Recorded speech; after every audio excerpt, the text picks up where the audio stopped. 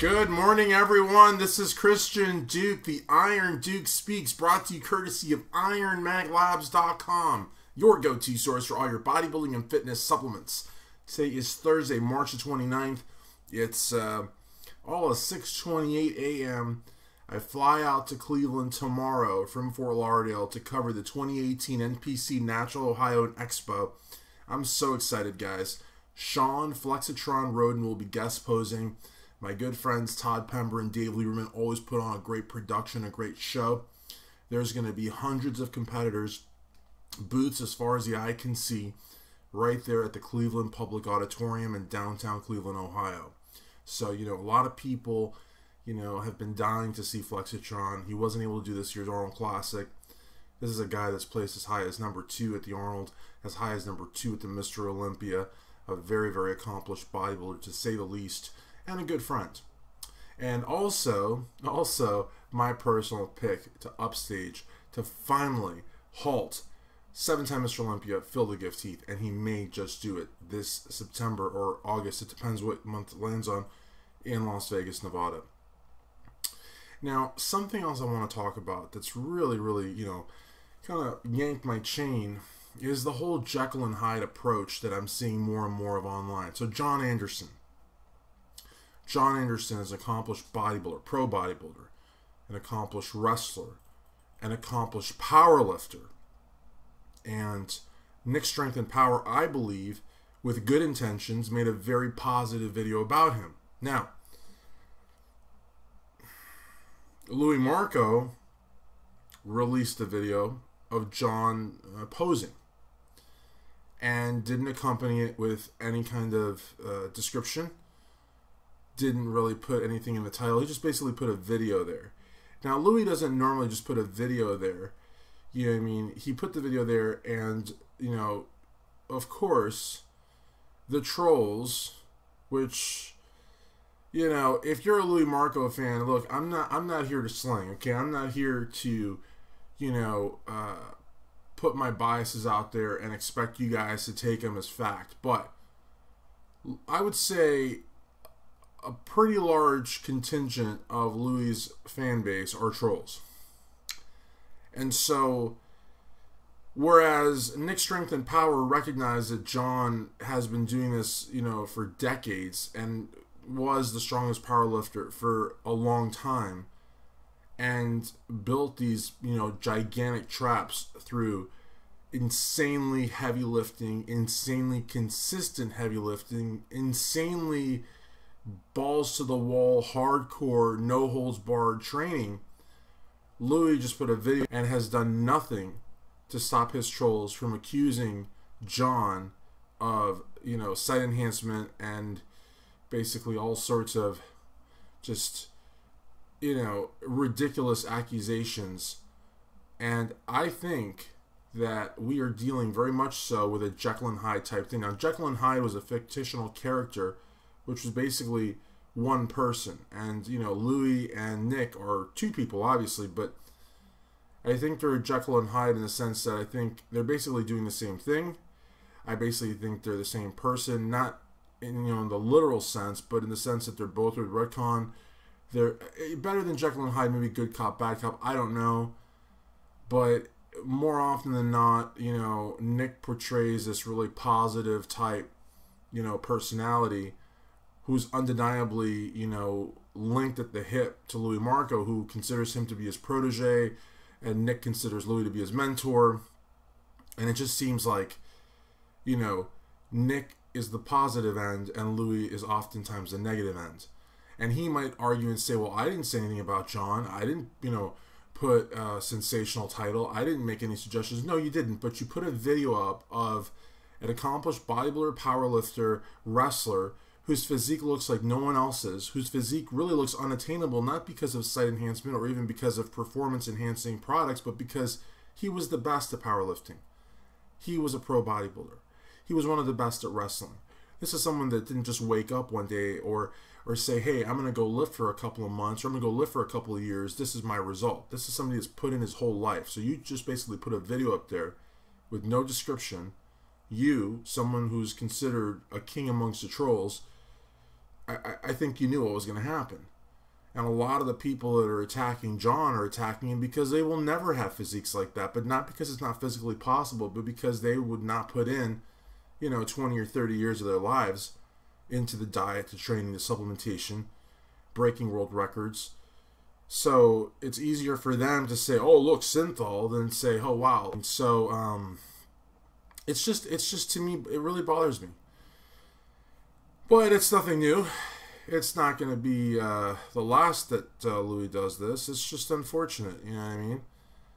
I want to commend Nick's strength and power, but then on the other hand, maybe this is like their signature. Maybe this is their MO, their modus operandi. Maybe Nick is the positive and Louis is the negative. Maybe Louis is the yin and the other one's the yang. I don't know, but it's just I know John. I've met John. He's a hell of a nice guy. He really cares about the fans. He really cares about the sport. He tries to give good advice, and to see him basically become content, if you will, for Louis' trolls is I don't know. It's just really upsetting. Anyways, let's talk about something more positive. Greg the Ramblin' Freak Valentino of Momo Mafia and Greg Valentino Live has moved to Facebook. Last week, he went ahead and did Facebook Live and Instagram Live at the same time. So make sure to check him out. Also, check him out at IronMag.com. And also be sure to check out Momo Mafia. There will be a new Momo Mafia today and a new one on Saturday. So a lot of Momo Mafia at IronMag.com. And finally, something that I really want to talk about that I think needs to be talked about is this whole culture of samples, guys. I'm getting asked by so many people, can I get a free shirt? Can I get a free bottle of this? Guys, that's not cool. When did it happen that, I used to, back in the day when bodybuilding.com was really big, and I'm sorry guys, it's just not anymore. I'm not saying that they're not big in the sense that they don't sell a lot of product, but they're not big in the sense of the miss. Go look at the it used to be IFBB bodybuilding section, but go look at the pro bodybuilding section. It's dead. And the miss, the miss has now truly become a miss because there's hardly any bodybuilding there either. But back in the day, when everybody was at bodybuilding.com, you would have people that would write for supplement companies, that would do review videos for supplement companies, that would rep supplement companies. In other words, people were eager to work in any capacity for a supplement company in exchange for supplements. But that is categorically different. If you want to work for your supplements, then that's awesome. And a lot of those people, see, some people would say, "Oh, well, I'll never work for powder." Fuck no. But the thing is those people, they were very, very astute. And their end game, their bigger picture, if you will, was not to perpetually work for protein powder, but it was their foot in the door. See, it was their foot in the door, and they started doing reviews. They started doing blogs and articles for these supplement companies. Eventually, the companies would ask them to do demos. Eventually, the companies would then graduate them to booth work. And then after that, when the company could see that they were dependable, that they could do demos and in-store appearances, that they could do booths at bigger expos, even some huge ones like the Arnold Classic and the Mr. Olympia, then they said, well, we've got, manpower here. We've got someone we can trust. We've got someone that represents us in a good light. We have a professional. Let's go ahead and sign them, and or let's put them to work as an employee of the company. And those are the people that actually got, where they are today. But to just, bombard companies asking for free stuff, and you know what, the expo culture, honestly, sort of lends itself to that a little bit. When you got grown men and women that are basically they're just getting frantic and hysterical over, probably the cheapest t-shirt that you'll ever get, that you wash once and it's gone, for an energy drink in a can, or for, a hat or whatever. People go nuts. It's like that type of culture it's almost parasitic in a way. You're not doing anything for the company. The company's really not expecting you to do anything, but yet they're giving you these free trinkets and you're going nuts for them. that's the one thing I don't like about the expo culture. When we had the booth at the expo, we literally, at first I thought they were trolling. And then I thought that maybe they were just kidding. But then it became abundantly clear to me that these people were honest. I mean, they were honest in their approach. They would come to the booth. They would say, what do you have for free? We would say nothing. We don't do samples. I mean, I'd give them, you know, a brochure or something. They're like, okay, see you later. Like, they were literally going booth to booth with these, like, giant sort of garbage bags. And they didn't care what you were selling, what you were about, what ingredients your supplements had, or what ingredients your cosmetic items had, or what ingredients your, or not ingredients, what types of fabrics your clothing had. They didn't care about any of that. They didn't care about if you started from nothing and made it big. They didn't care if you were, you know, raising money for a charity. They didn't care about anything. All they cared about was getting your item into their garbage bag or their big old sack and moving on and moving on and moving on and moving on. And a lot of the people there, for $15 or $20, whatever the ticket, you know, costs. I haven't paid for an expo ticket in years, but they would go in there and they'd make great business because they'd come out with a sack full of stuff. A lot of times it would be protein powder, pre-workout, BCAA powder, and sometimes even a creatine product. And for $15, they'd be set probably for a good, I don't know, at least a good 100 workouts.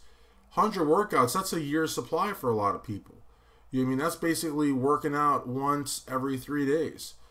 Well, I mean, once every 3 days, I mean, that's about a good 10 workouts a month. That's 3-4 workouts per week. I mean, they've basically stocked up for the year on various nutritional supplements for a $15 expo ticket. And so, again, that's very parasitical. And I don't think that companies that, you know, sort of buy into all that are helping the industry. And I don't think they're fostering a good perception of the industry to these people who could otherwise, you know, be doing review videos and writing articles, and if they really wanted to get involved. So I guess what I'm saying with that is that don't believe that the opportunities in the fitness industry have dried up or that they only existed 5-10 years ago. They exist right now, but you got to work. I mean, no supplement company is going to bring you on as a brand ambassador, brand athlete, sponsored athlete, simply because you've been, you know, nagging and begging for free stuff with no work associated. So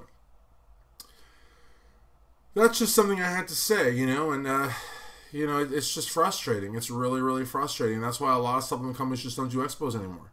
You know what I mean? And it's their own fault, a lot of them, because, you know, when you give something for free, then you cheapen your product. And look, you can give a sample.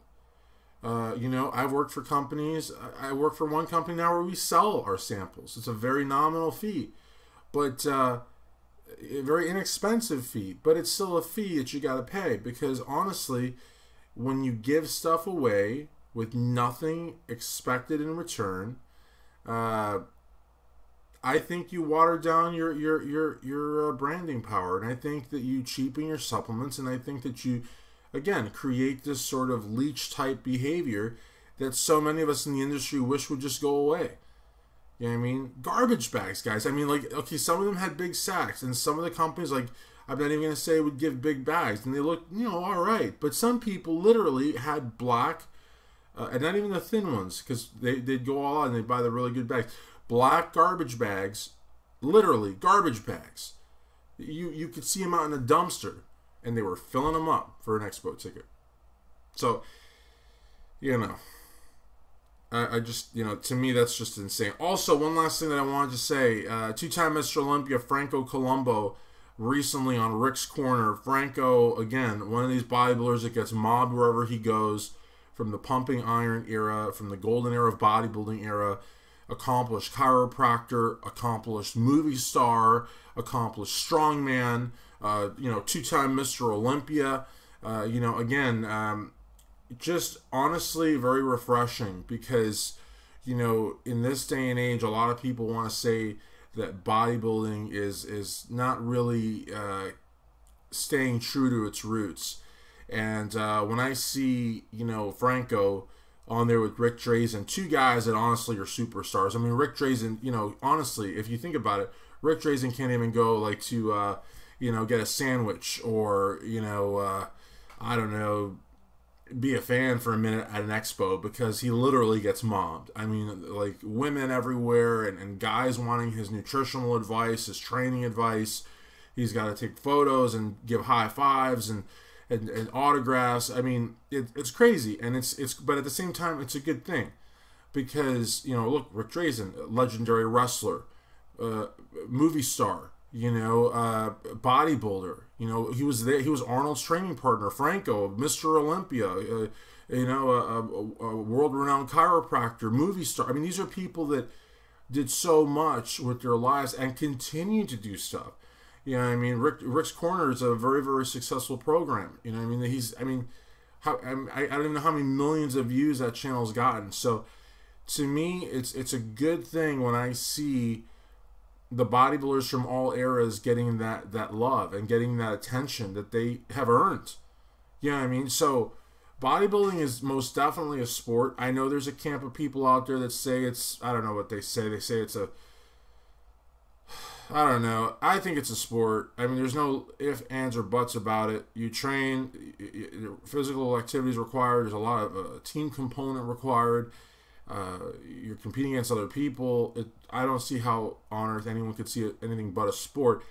The only thing I could see it not being a sport would be something that would be more than a sport, which would be a way of life. And I could see that. But to say it's a hobby and not a sport, chess is a hobby. Bodybuilding, definitely a sport, definitely a way of life. This is Christian Duke. Thanks for watching Iron Duke. Until next week. And see you in Cleveland this Saturday, March 31st for the 2018 NPC Natural Ohio Expo.